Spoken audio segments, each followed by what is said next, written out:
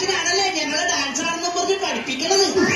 ഈ സ്റ്റെപ്പ് ഞങ്ങൾ അടിച്ച് തകർക്കും. 3, 4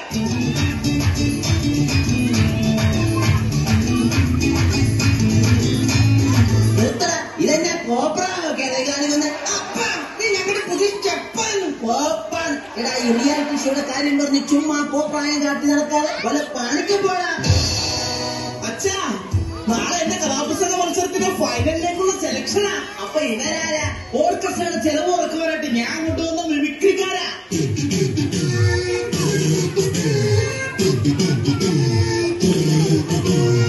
എടാ മാത്തുക്കുട്ടി, നിന്റെ കഥ ഇതുവരെ അമ്മച്ച് കേട്ടില്ലല്ലോടാ. നിങ്ങൾക്ക് വേണ്ടി കഥയുടെ ഒരു ചെറിയ ഭാഗം ഞാനിവിടെ അവതരിപ്പിക്കുകയാണ്. Correct music. അതാ കിഴക്കേ ചക്രവാളത്തിൽ പ്രഭാതം പൊട്ടിവിടണം.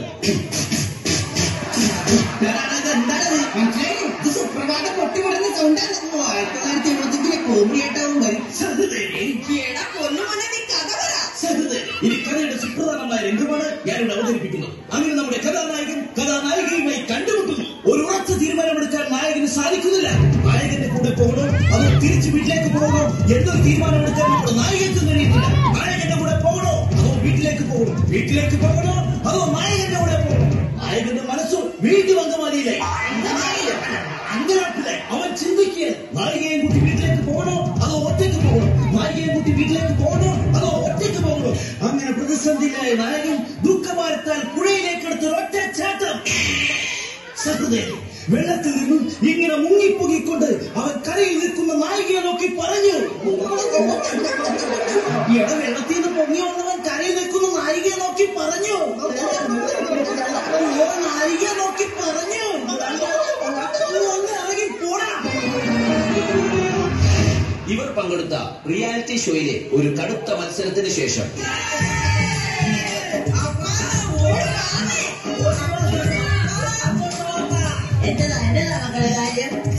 എന്റെ പൊന്നപ്പ, റിയാലിറ്റി ഷോയില് എല്ലാ ഐറ്റത്തിലും ഞങ്ങൾ എല്ലാവരും ഫൈനലിലെത്തി.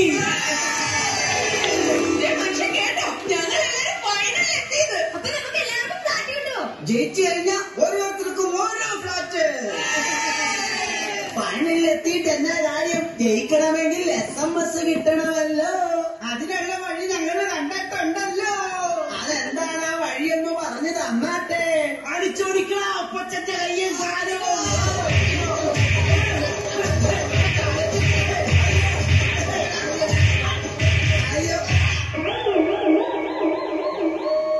എന്തിനാടാ അപ്പന്റെ കയ്യും കാലും തല്ലി ഓടിച്ചത്?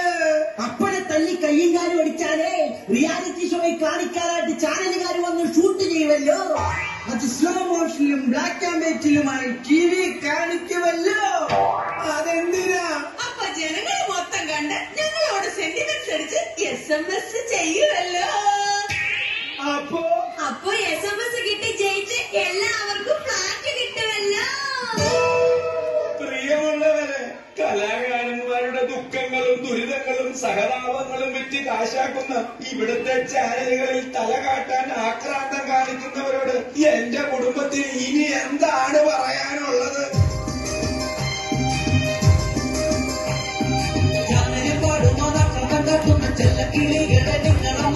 എന്നൊക്കെ പാടിയാൽ കിട്ടൂല നോക്കേണം. ഇല്ലെങ്കിൽ സമ്മാനം.